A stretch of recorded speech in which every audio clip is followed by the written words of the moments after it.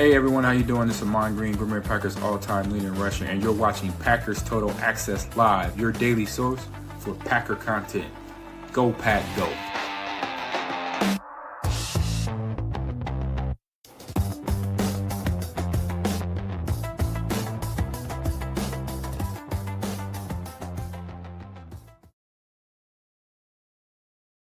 What's up, guys? Welcome into the PTA postgame show. My name is Clayton. You can check us out on packernet.com. Find me on Twitter at Packers_access. Joined alongside Jacob in Wisconsin. We got Tim in Green Bay. We'll have Emilio joining us shortly. He got mom and pops in town, man. That's an exciting time. Get a big dub out here for his Green Bay Packers, and also have the family coming in to visit for the early holidays as the Packers get the victory here, 23-6. It's final, getting the win over the Minnesota Vikings at Lambeau Field. Great environment there today, man. Just hearing it on TV, it seemed like everything kind of fell into place for the Packers. A little bit concerned about Jordan Love. I don't know how you guys feel. I'm worried that he's maybe a little more injured than we realized, seeing how he was handing the ball off with the opposite hand. But how cool is it that the Green Bay Packers can go out there even with the quarterback banged up?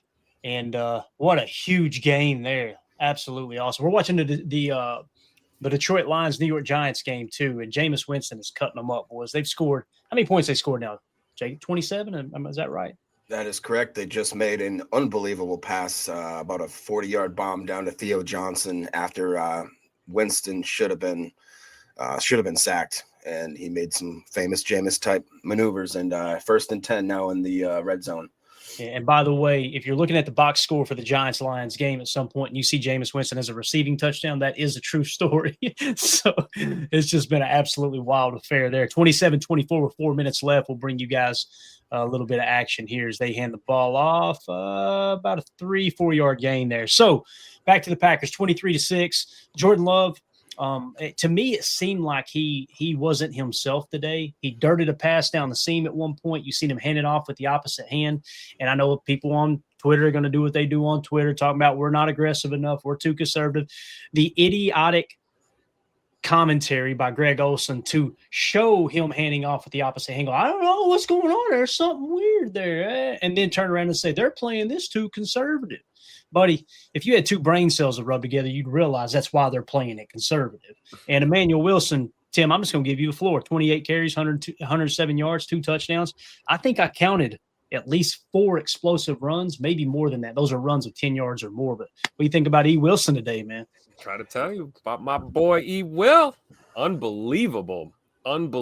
Actually, I totally believe it. I was waiting for a moment like this. This is what you want to do. Maximize your opportunities when you got to step up. We needed to give Josh a week of rest. This game on Thanksgiving is not going to be any easier. I thought he played damn good football today. And honestly, I thought our O-line, they blocked pretty well. Run blocking looked pretty doggone good to me today. So I'm happy for Emmanuel Wilson, well over the century mark, a couple tuds, just great to see it, man. He deserves it. Yeah, got to see some Anthony Belton in there today as well. And it looked like he was mauling at one point. That's exciting news there. I want to hit this real quick. Dark Arts Poker in the chat says 4 yards. The Vikings had 4 yards of offense in the second half. I put the team on my back, dude. Jeff Halfley was dealing out there. We got Emilio joining us now. Emilio, Devontae Wyatt, 2 sacks. Micah Parsons, 2 sacks, right? Evan Williams with a pick. Can we take a second and talk about Isaiah McDuffie? Game ball to Zay McDuffie today for sure. Bro, and obviously the interception, Rashawn Gary getting back there, raking the arm, the ball going right to McDuffie. But McDuffie, man, Emilio, what do you think here? Just initial thoughts, and you can hit on any of that. Man, I'm just kind of scattershotting because this was a fun one to watch. You're muted, brother. Absolutely muted. Heck of a game from the team. They really were crushing it. I mean, I was just screaming. I hopped back in there. We were chatting it up middle of the game there, Clay. I was a little excited about Micah, man. Ran over the center. You set everybody up, and you saw how selfless it was. He ran over the center, and all he was doing was just sallying after he knew someone else got the sack. You know what I mean? So I love to see it. And I was like, man, McDuffie missed 1 or 2, maybe overjumped the gap on a couple of those first runs, and then dude just tore it up the rest of the game. I think he was really crushing it. I'm glad he stepped up. and really filled those shoes. Hopper was playing well. Bull, I thought, was playing well. Evan, I feel like our secondary. Wyatt kind of clipped Key there. I hope he's all right. But besides that, it was one heck of a game. Yeah, Keyshawn runs into Devontae White on the sideline. He just laid down. He was like, God almighty, what did I do? That's a wall. Yeah, that was a bad idea. Yeah, and that's why you always see the officials and the coaches telling everybody, get back, right? It's never – I'm always like, shut up, ref, you dirtbag, right? Mm-hmm. And then when your player gets hurt, Tim, I'm over here going, get back. What are we doing, guys? So we got the Giants here. Are they going for it on 4th and goal? Jacob, is that what we're seeing here, sir? Call it. It looks like they might be. There is a line that seems to be getting attended to, possibly an injury, but it looks as if they are keeping the Giants offense on the field. Looks like a 4th and goal from around the 4 or 5 yard line. Yeah, so the Giants are leading 27-24. If you guys aren't watching this game, they've got the ball down inside the 5. I don't know how you guys feel about that situation. I can understand taking the 3 and forcing the Lions to score, but also if you don't get it here, if you score, obviously the game's probably close to being over. If you don't get it, they're pinned back deep. Talk to us, Jacob. They got 10 seconds left on the play clock. 4th and goal from the 6 in a shotgun formation. Jameis Winston takes the snap, drops back. He's potting the ball. He tosses it over. Oh, and it just is out of the hands of Theo Johnson. It's going to be turned over on downs. Jacob. Wow. All right, so the Lions are going to get a chance to go, what will it be, 97 yards, something like that, Jacob? Am I thinking right? 94 yards. Gotcha. So we'll keep an eye on that. We'll continue to talk Packers here, make sure we don't miss anything in the chat that's going on. So a couple notes for me. Let's go around the horn with this.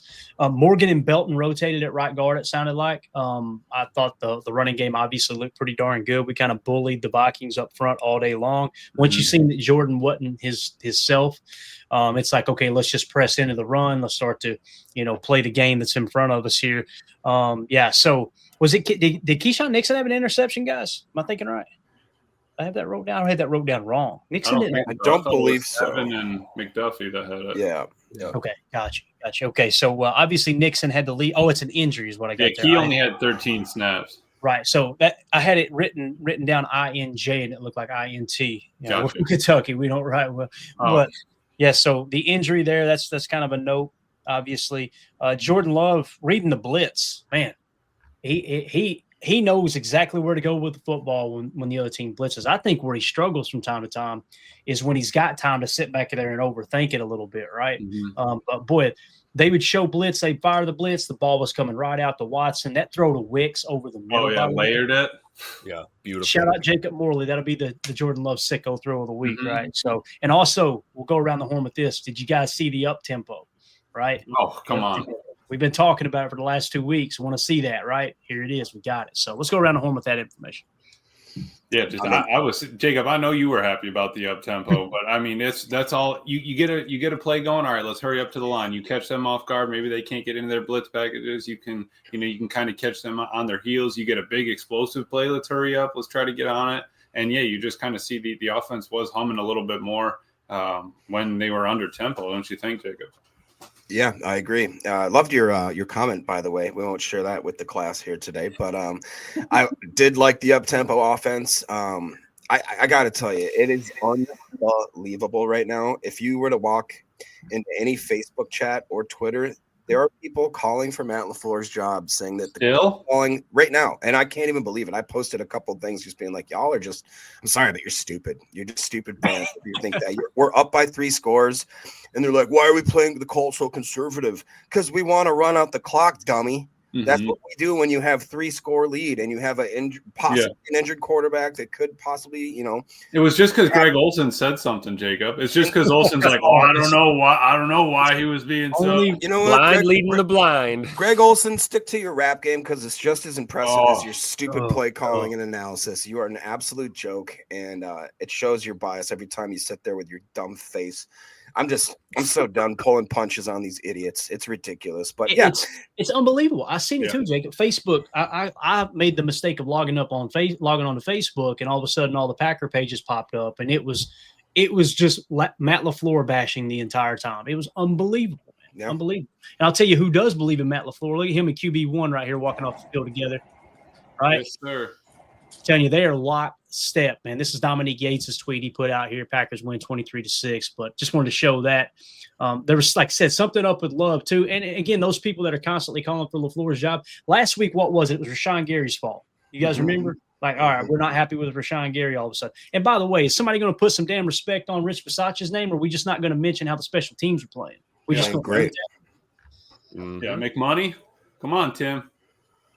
Oh, yeah. I was not nervous at all. He actually played the win pretty good on that extra point. I thought he looked damn good today. Back to his old self again. And, yeah, put some props out there for Coach Bisaccia, man, because special teams was, as a unit, played probably their best football of the year today, I think, in this game. McManus, that one punt where, I mean, he drilled that thing and just the heads-up play to get that fumble back, game changer, especially coming out of the middle eight, having the turnover battle. It just – and we put together I would consider a team win, all aspects. Was it perfect on offense? No, but most games you're not going to get it perfect. We were literally – I would consider if you have 4 yards – in the second half, I'd say that's a perfect half by the defense. Literally. I mean, it's insane. I mean, at one point in the third quarter, the Vikings had negative yards. Negative 22 yards, Tim. Yeah.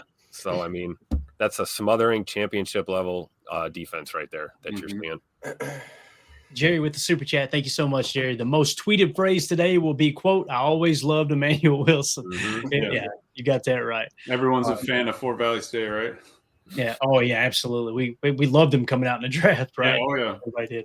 You play with them on an NCAA, don't you? Oh, yeah. No, I had to, go into the community, and download it, but it was worth it. It was worth it. They're pretty nice. I love it, man. Now, listen, he had a hell of a ball game. And this, I always think every time that he has a flashy play, I think back to that preseason where Gary Ellerson was talking about Emmanuel Wilson, like the cut that he made, bounced it out on the Bengals. How many preseason games do you remember the team they were playing in a specific play, right? But Ellerson said after that game, Gary Ellerson, former Packers running back, said, that's not normal. That's special right there, what he just did. And the way he was just shifty in the backfield, he'd get the handoff, just a little sidestep, guys would fly right by him, and he's upfield for 10 yards. It was a hell of a performance for sure. So, but thank you so much for the super chat, Jerry. We appreciate you. So a couple other things here I've got in the notes. Obviously, we mentioned Devontae Wyatt and his 2 sacks. Did you guys see him throw J.J. McCarthy 12 yards? Gosh, like a rag doll. Yeah, dude. Wow. Loved it. So that looked like Clayton taking out the trash on a Tuesday, right? That looked like Mandy throwing me on the front porch, reminding me to take out the trash. But Devontae Wyatt with 2 sacks. Matter of fact, I think I got the box score here. I should probably lean on that a touch. So Devontae Wyatt had 2 sacks, 2 tackles for a loss. Isaiah McDuffie had a half sack, had a quarterback hit as well. Micah Parsons, 2 sacks. Warren Brinson with that other half sack. Let's go. Pretty cool there. And one that won't show up in the stat column other than just the solo tackle in the 3 tackles he had, Rashawn Gary forcing that interception, which they did count it as a pass defended or deflection, however they say that. Nice. And Gary had 2 quarterback hits as well. So pass rush really, really showed up today, guys. And you could see it right off the bat. Let's talk about that for a minute. I'm really, really happy with the pass rush. And there was a couple of times, too. I don't know what J.J. McCarthy was looking at. He stepped up in the pocket, and I'm like, does he not see those big fellas right in his face about to smack him? Now, maybe he's got guts. I don't know. But it looks stupid to me. But I know this, man. They finished on just about every play that they were rushing the quarterback. What do y'all think about the pass rush today? I mean, to me, it's just right now you see a game where if there was any haters out there saying that Micah Parsons wasn't worth the money, I think that he's just absolutely answering that question very, very aggressively. You saw what also Gary did. Brinson having, like you said, his first half sack. Looking at Devontae Wyatt, I mean, that was just a hair away from being a safety there. I thought the guys just absolutely are showing out. And we talked about it in the pregame show about how, maybe they'll try to actually run at Micah, and they actually did. If you guys remember the first couple series, they were running Jonesy hard. And they were getting some traction in the run game, and then we just kind of tightened up. And after that, it kind of felt like that the defense took control of the game. And that's why I would also argue that some of the fans that are getting upset about, this or that type of play calling or being conservative, I think it's because that you got in the flow of the game and you kind of understood, at least I did, that it felt like the defense was dictating that control and that we felt confident in a defense that, hey, JJ McCarthy may be young and be talented, but he's just not there yet. And we can, if we know how to call a good game, we're going to control the rest of this game. And I think that's obviously what we did. But pass rush, I can't say more about him. I would just argue if I wish I saw a little more out of LVN. He looked like he hadn't played in a long time, which is literally what it was. But hopefully he's going to get a little healed up and then come back in on Thursday and maybe show us a little more. Yeah, you can I see agree. him. It was good to see him back on the field, even though what did he have? Like 5. I was going to ask you, Tim. Did you notice him limping limping off or something, Tim? Did you see him limping off? I didn't see it, but it doesn't surprise me. I think he did. I think I saw him on the Who was that? LVN. Yeah, I saw him limping. I don't see him with any stats whatsoever. Do you He had guys see 6. that? I have him on 6 snaps on PFF. Yeah. Kingsley and Igbari, boys. Yeah. Played another damn good game for us today. Yep. We keep talking about it. You talk about that pass rush. I mean, we can talk a lot of trash about JJ McCarthy all we want. But at the end of the day, I mean, MVP level quarterback play would have had difficulty dealing with that Green Bay pass rush today. Those guys just did what, we talked about in the pregame about, don't break your contain, right? Mm-hmm. Hold your edges, don't break contain, good things will happen. And you saw that, I think McCarthy wiggled out of there maybe once or twice in that whole ball game before being dead to rights, and we didn't have guys, over pursuing, jumping out of their lanes. Everyone played very, within the scheme and within the game plan. And it showed, man, it really did. Yeah.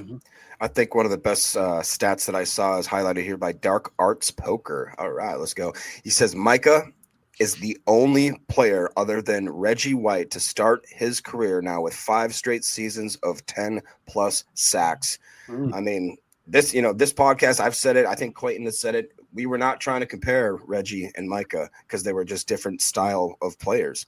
But when you start to get into this rare era of these types of stats, I'm going to eat my words humbly and take a big old slice of humble pie. I mean, they are playing at a level which is unbelievable. And you saw they're triple teaming the bruh.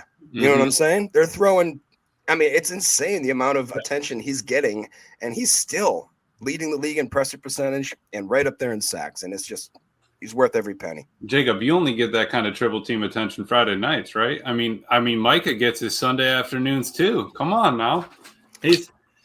To be fair, they all weigh about the same. They're pretty hefty on this. Oh, boy. Yeah, I mean, Micah really was turning it up, dude. And let me just read this. Number 1 right now, these are all prelims. Isaiah McDuffie with an 87.8. I'm just going to go through the top 10. X would be 2nd. Warren Brinson 3rd. Javon Bullard 4th. Edrin Cooper and Evan Williams tied for 5th. Micah 7th. Kingsley Enagbare 8th. Tyron Hopper 9th. And Rashawn Gary 10th. Rashawn's grade ends at a 63.4, so 87 to a 63.4. I'm happy with the D. Micah also played 40 snaps out of 44. Wow, that's great. How many snaps did Hopper play, Emilio? Hopper had 18. 18. And okay. Rashawn had 32. I mean, is that enough for him to not get yelled at? Because actually, Clay, that's like 7 less than earlier this week. So he might actually get yelled at for not snapping enough.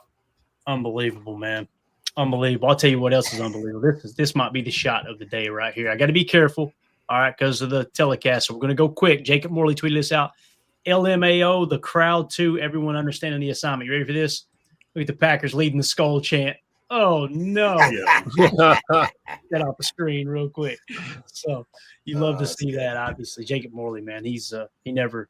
All right. Good one, fellas. Just to no, Emilio, stay on. Get out of here, Emilio. You don't want to be here, Jacob. No, stay on. At 3rd and 10, just was an incomplete pass. 33 seconds left. The Giants are still ahead, 27-24 on the We got a Lions. 4th down. They're going to have to go on a 4th down. Why don't you stick out? You're good luck, man. Okay, all right. I'll hang on here. I'm wearing the Tecmo Bowl too, Clay. So Mandy should be happy. We got the dub in it, so maybe the Giants can pull one out here for us. Listen, Mandy is in Greenville right now shopping. And, we got the Life 360 app, so we know if you need something, where you at, if you broke down, whatever. I popped it on. I'm like, damn, she's been gone forever. Where are they at? It's her and her mom and her sister. They've been in the same store. I'm not kidding you, for 3 hours. 3 hours. 59-yard attempt. It is up. It is just barely good. They just tied it up. Jacob. I should have left. Emilio, it's your fault. Appreciate you, fellas. Good win, Pack, baby. We needed that. Defense is killer. 6 points. I mean, Hey, Come on tell the now. Pops we said thank you for my We'll do. We got a Tell- big game for him tonight. We're watching that here this afternoon. So Tell SA we said go Cowboys tonight. we'll do. Appreciate you, fellas. All right, see you, buddy. See ya. All right, now that Emilio's out of here, we can talk. Dang it, fast. Emilio. No, he's still in here. Hold on. All right. So moving along here, I'm going to continue to comb through social media.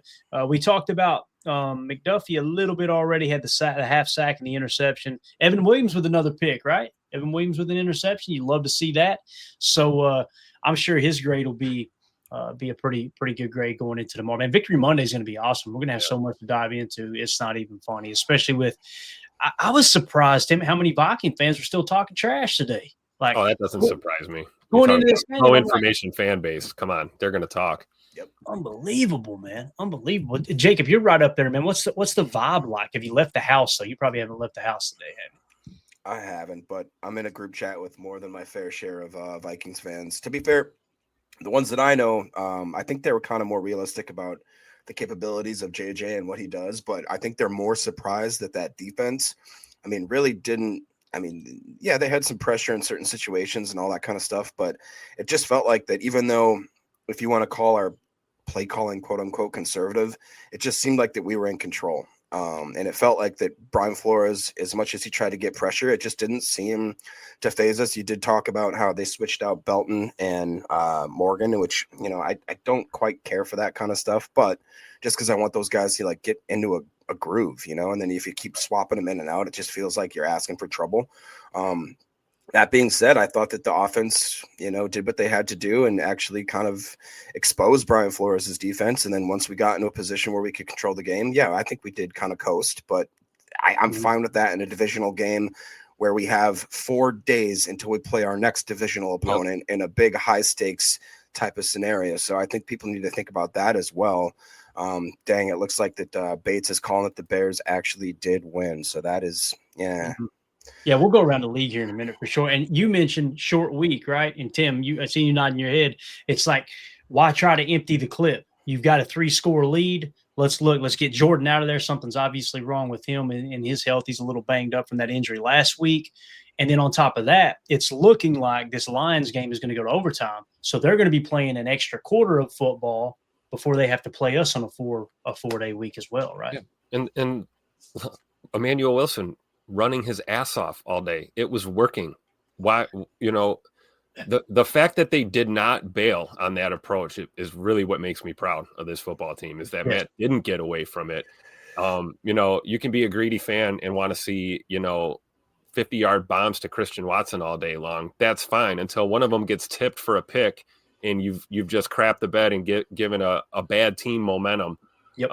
No, I'd rather, keep that commanding, dominating performance going. And was it the prettiest? No, I don't know. Unless you really like football, right, Clayton? I thought it was beautiful, right? Hell of a game today. And again, it was good to see our big boys up there on that O-line run blocking finally. Look really good. And again, I had them as 6-point favorites. I think the line was actually 6.5 or 7, depending on where you were looking to get it at. Yeah. So they more than my God, they doubled that, right? So what else do you want? That's what I have to say for those fans, for all the Facebook fans. And I gotta be real, they're in the Packernet Facebook page. What did you expect? What did you want to happen? Like what I love, and I'm genuinely asking people, what would make you happy today? Would you had to win by 40? Would you have had to win by 50? Would you have been okay with a 1-score game, but Jordan Love needed to throw for 300 yards? Like, I'm genuinely, I don't know, man. I don't get it. It pisses me off that we even have to talk about this after a division win where you won 23-6, but again, the only thing I know to do is just stay away from Facebook, man. It is crazy because I was late. I like to watch the antenna version because it is a little quicker than anything delayed on the other metrics of watching it. But they had a screenshot where they're showing Jordan Love's percentage as a 3rd down quarterback, Jordan Love's percentage against the blitz, the Packers defense in certain situations being either 1st or 4th, and the offense being 8th and 9th, and it's just like, we're sitting here listening to our own fan base complain as if we are looking like the Cincinnati Bengals, or if we're looking like, this year's like Titans or something like that. We are absolutely leading the league in so many metrics that it's unbelievable. I mean, we're sitting here with a coach that's, what is he now, Clayton? 11th overall in winningest percentage. I mean, what are we doing? We'll try to update it tomorrow, but yeah, he is now probably right around the top 10 in winning percentage all time now. And again, you go into a game here where this is a team that beat you twice last year. Okay, let's call it what it is. You're without your starting center, your starting running back, your first round pick wide receiver, right? Like, look at how many people are. I mean, you lose arguably your number one corner in Keyshawn Nixon in the first quarter. Yeah. You're without your number one linebacker, at least your mock linebacker, your green daughter, right? Yeah. In Quay Walker. I mean, it gets to the point where it's just got to be trolling. That's what it's got to be. It can't. You can't make comments like that logical. You just can't. It's the people that want to be. And I'll tell you what it is. And me and Ryan have had discussions about this. He's tweeted about it. I've tweeted about it. We've talked about it. He's talked about it on his podcast. Fans are more interested in having their overly emotional takes at certain parts of the season be correct than the team being successful. They want to be right. Like the ones who dogged Matt LaFleur when they lost 2 games in a row, right? They still want that to be true while hoping their team wins. But at the end of the day, I'm going to find every fault I can with this coaching staff, right? To make them look bad so that I come out like, see, I told you guys, this is how it is, right? I think it's more of that. I honestly do. But again, I think we've spent enough time on that. It drives me insane. McManus, was he 3 for 3 today? Tim, am I thinking right, man? 3 yes, for 3? He was. So he looked healthy to me. And there's some pressure coming off the edge, still nothing getting blocked. But the fact that you're staring that pressure in the face and kicking field goals through it, a long of 40. He was 3 for 3 on his field goals. He was 2 for 2 on extra points. Calm wind, no wind at Lambeau Field today. It was calm in terms of wind, right? So he accounted for 11 of those points today. So McMoney is back, as Mitchell's mommy said. Amen. So that's something you're going to need down the stretch here. Obviously, those are the main notes I have. Let's go to the box score. Unless you guys got what? Let's go around the horn once. Is there anything you guys want to talk about specifically before we get into the box score? Anything that's on the forefront of your mind right now? I just think, to the McManus thing, 3 for 3. Obviously, that's 100%. Didn't go to much school, but I know that that's true. 2 for 2 in extra points. 11 points are from McManus. Great effort. And then you look at the big old stallion from frickin' Ireland, and you got yourself Daniel Whelan, 4 punts, 109 net, averaging 47.5, but 3 of them are inside the 20. And obviously the most important one, that fumble that got back, was it at the 6, I believe. That guy is, I think, one of the most underrated punters, if not the most underrated punter in the league. He just consistently comes in and week out and puts us in good position to flip the field. And I think more people need to put a little more respect on his name. Yeah, Lions are getting the ball first here in overtime. It's 27-27. Goff's coming on the field. Obviously, it's going to be a 10-minute quarter here.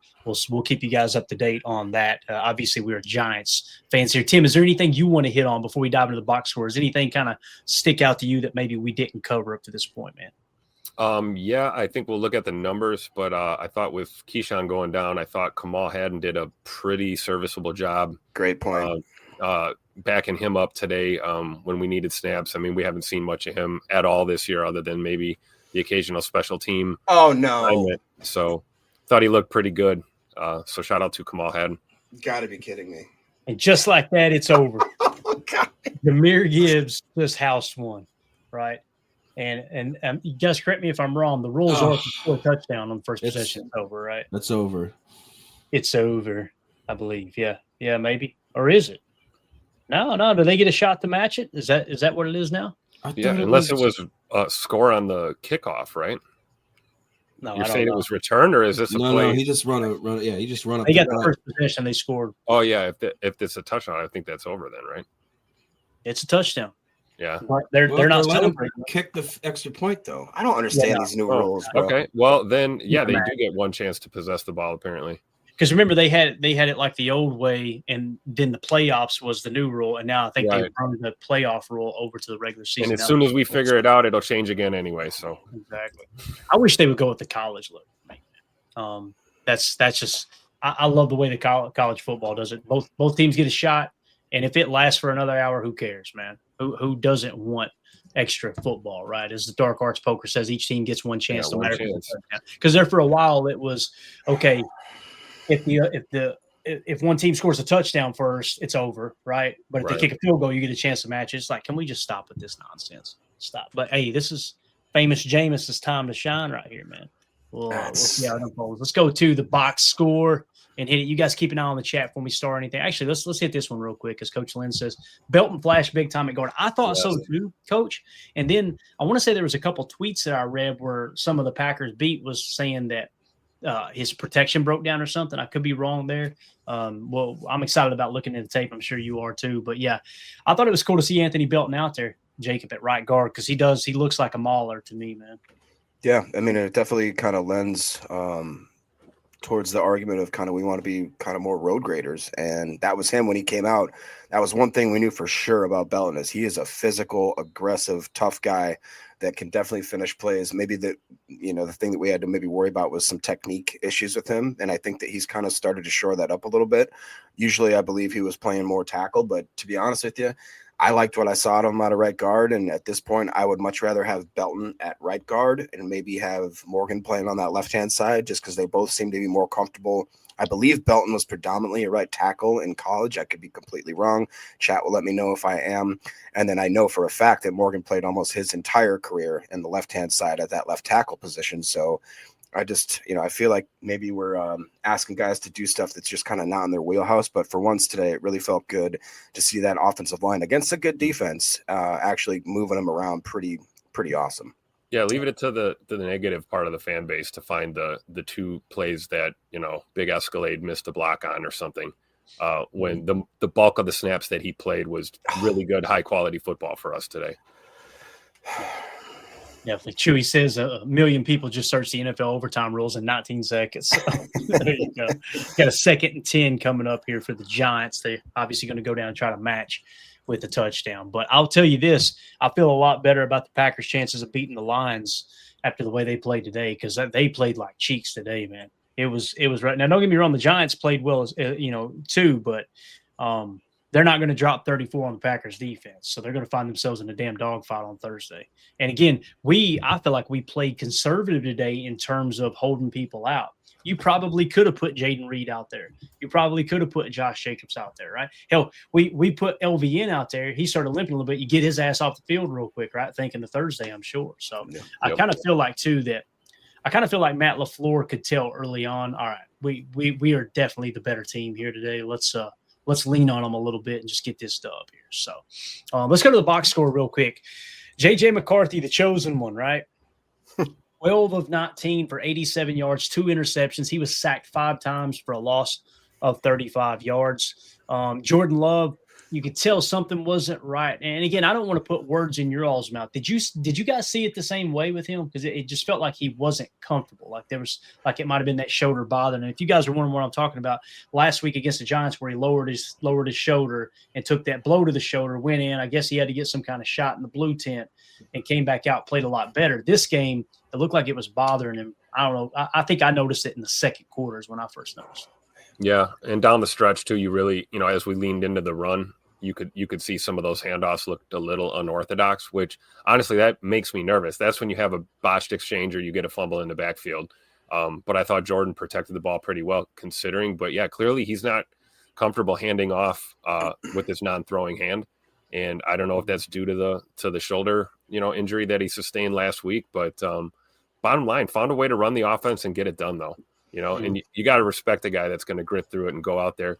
Yeah, 139 yards, no tutters, whatever. He didn't throw any picks either, and we protected the football and we put points on the board and, we'll take it. 23-6, we'll take it all day.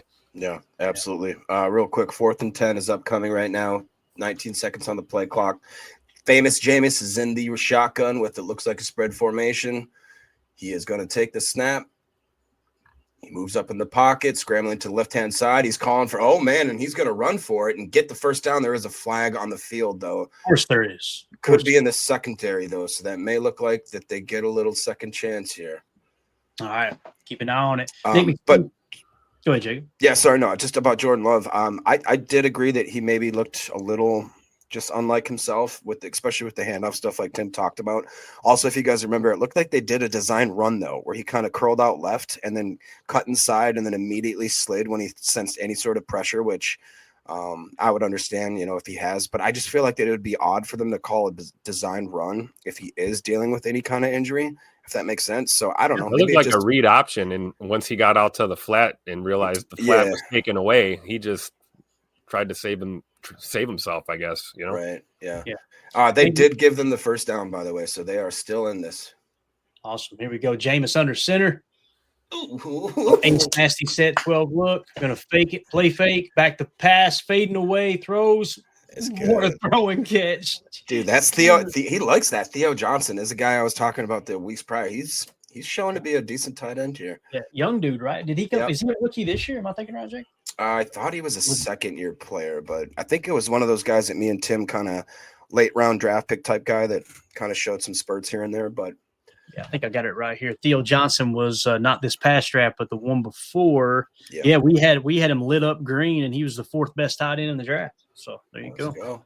Good stuff. All right, here we go. Jameis under center, little I formation. I'm going to hand it off. Little stretch run to the right. Good blocking on the outside. Going to pick up about 5 yards. So Giants aren't going down without a fight here. Boys, keep them. Take it to the last. Take it to 1 second left in overtime. Wear them down for us for Thursday night, man. Nick McSwain says, Love seemed fine to me. His play style didn't change at all except for handing off. I seen it totally different, Nick. When he dirted that seam pass where it looked like Wicks was kind of sitting open, the way that ball came out and everything, the way it's like he couldn't torque his body the way he wanted to. I'm excited to go look at the tape. I could be wrong there. But to me, he looked like he was off down the seam. But some of those out routes early, he looked like he was spot on. Here we go. Jameis back to pass. Play. Oh, going to hand it off. And they're going to pick up about 4 yards. We're looking at about a 3rd and 2 here for the New York Giants. The Lions lead in overtime 34-27. So the Giants have to go down, score a touchdown, and get an extra point to keep this thing going. Or they can go for 2 and try to go for the win if they do get in the end zone. So number one Packer fan says Jordan Love is playing different for sure. That's what I thought. I'm not saying I'm right and anybody else is wrong. It's just, to me, it looked like he was a little it just didn't look like himself today. And with that being said, he still protected the football, right? 14-21, 139 yards passing, no touchdowns, but no interceptions. He was sacked one time for a loss of 4, and that might have aggravated it too with the sack. But and isn't that funny that the certain percentage of the fan base that wants to sit here and say you're too conservative when we're up by 3 scores? And maybe Matt LaFleur, I don't know, maybe he knows a little more than we do, sitting on our couch eating our chicken nuggies and all that. I would just argue that if he knows that we're going into a very aggressive and important divisional game in 4 days, that hey, we seem to have this game under control. Maybe I shouldn't put Love in any sort of position where he has to overextend his body, his capabilities, or anything like that. It to me is just mind-boggling that we have to have this conversation. Explains why Malik came into the game when he did, right? We got there. We got what we needed to do, and you trust QB2 to go out there and do what he did, which was move the ball, get a couple first downs. Yeah, definitely. Nick in the chat says, "Don't hate on my nuggies." All right, those Dino bots. Dino nuggies are the best, bro. Yeah, we know it. All right, here we go. So, unfortunately, they took a delay of game like a bunch of morons here, right? So that's going to back them up a little bit, I believe. Or maybe they got a timeout for it. 3rd and 2. Yeah, they must have got a timeout. Oh, is this a keeper? Nope. He's going to dump it off. Jameis picks up the first down in the flat here. So we got a 1st and 10. Tim, Jameis Winston marching on this Detroit Lions defense. I thought they were supposed to be a top 10 defense this year, my sir. I like it. Maybe that explains why they didn't take the field goal and they decided to go for it down there, because they've had some success. And, we've already handled the Lions once. Granted, it was in the opener.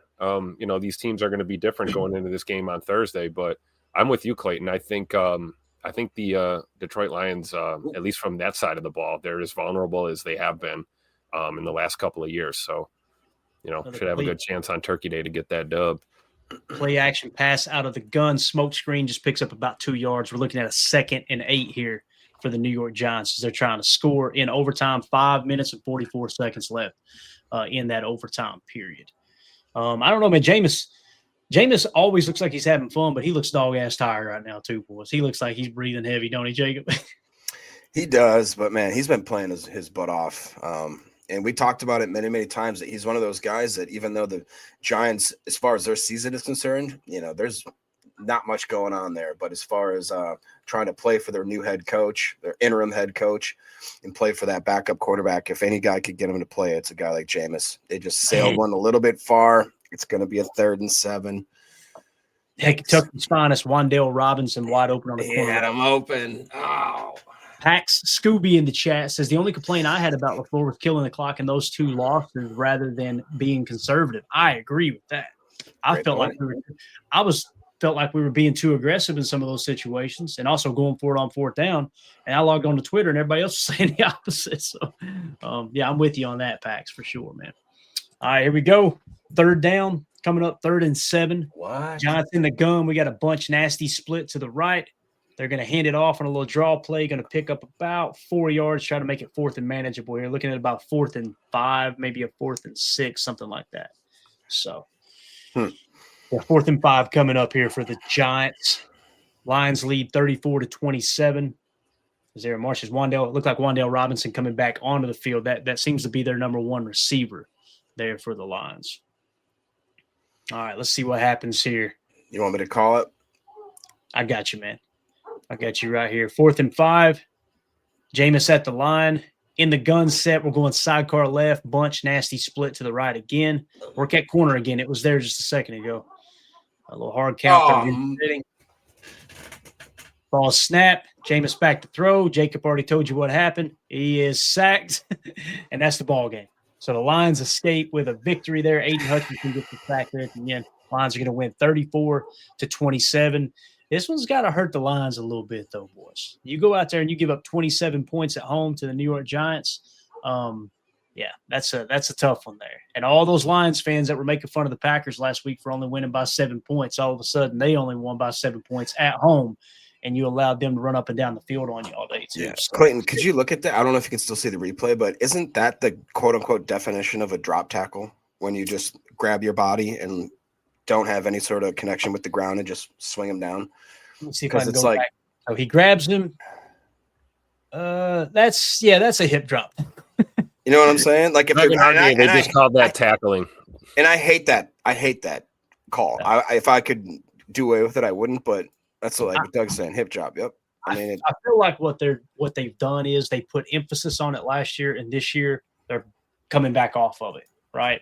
Which hopefully they continue to do that, because I hate that rule. I hate it. But when you see your guys get called for it, and then the other team doesn't, or a division rival doesn't, makes me want to smack somebody in the mouth. I'm just telling you. So, all right. So we got that in. Let's go to the box score. Let's go rapid fire here. Then we'll go around the league and talk about what the playoff picture looks like currently. All right. So we talked about J.J. McCarthy. Jordan Love, 14-21, 139 yards passing, no touchdowns, no interceptions. He was sacked one time for a loss of 4 yards. So, again, just kind of one of those things with Jordan Love where you wasn't really overly trying to inflate the passing numbers. You realized real quick, okay, we are the better team. Let's just jump out here and get an early lead and hold on to the lead. So Emmanuel Wilson, player of the game on offense, in my opinion, 28 carries, 107 yards, 2 touchdowns, had a long of 12, but he had like 4 or 5 explosive runs, which is really good to see. How about our boy Chris Brooks, 8 carries, 21 yards, protecting the football, had a long of 10, right? Jordan Love, 3 carries, 15 yards with a long of 13. And that's so basically as a team, 42 carries, 146 yards rushing, 2 touchdowns with a long of 13. When you rush for 146, Tim, and the long is 13, you were pretty damn efficient running the football just consistently all day long. Absolutely. And I also think that Emmanuel Wilson and Chris Brooks also look good in the intermediate passing game too. We saw a couple swing passes, them looking good, keeping the ball running forward. So really proud of our running backs, man. It's awesome. I mean, Josh Jacobs has got to be feeling a lot better now about taking that extra week of rest, right? Knowing that the boys went out there and handled business. There were times in the run game it looked like we didn't miss a beat just because of the way they were playing. Yeah, for sure. And again, we had the Packers as 6-point favorites in this game, according to the PTA line. I might try to do that every week, just kind of give what we think I think the line would be between the two teams, or with the matchup, like coming up with the Lions on Thursday night. Receiving wise, Christian Watson leading the way, 7 targets, 5 catches, 49 yards. Dontavion Wicks, 4 targets, 2 catches, 32 yards. I know at least one, maybe 2 of those, maybe both of those were third down. I think both of them did convert for first downs, as he had obviously a long of 18 and only 2 catches for 32 yards, averaging, what would that be, roughly 16 yards a catch. And then you got Romeo Doubs, 3 targets, 2 catches, 23 yards. Emmanuel Wilson caught both targets out of the backfield, one in which they had the T flexed out and he ended up getting the first down, if I remember correctly, or at least a good gain there on first down. So that's good to see him catching the football out of the backfield. John Fitzpatrick, 1 target, 1 catch for 11 yards. Musgrave, 2 targets, only 1 catch for 7 yards, but he had a huge invisible yardage play with the pass interference where he beats the guy on the wheel route down the sideline. That's the stuff that really goes unnoticed in the passing game. Josh Wiley, only 1 target, 1 yard. So the most difficult 1-yard gain of his entire life. You guys see that play? Holy cow. Was it like a one-handed grab and then he kind of just... I mean, yeah, all of that for a yard. God bless him. And then Fitzpatrick, we got to talk about Fitzpatrick. That one reception, that 11 yards, was out of the Tuck Norris school of tight endery. And he ran through an MFer's face on that play. I don't know if you guys saw that one. Big shout out to John Fitzpatrick playing big boy football out there.